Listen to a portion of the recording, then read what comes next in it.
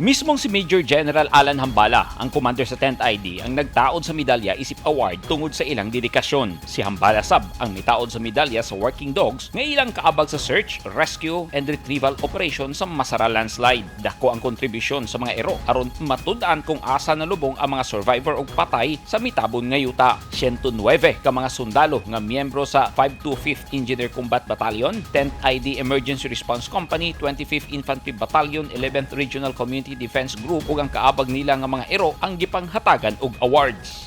Ang kasundaluhan gid nato sa 10th Infantry Aguila Division sa kanunay andam manggitang mo tabang no sa ato ang mga katawhang Pilipino kay mao man gid pud na ang gipanumpaan nato no nga tungkulin nganong nagsulod ta diri para moserbisyo sa katawhan. So sa kato nga nahitabo nga nakapag-contribute ta ang ato ang role no sa pag-conduct og search, rescue and retrieval operations, di pa gyud ang ato mga kasundaluhan no that we were able to accomplish the mission nga gitask sa ato and nakita po nato no nga dako ang ato ang nahatag tabang no ngadto sa mga local government units.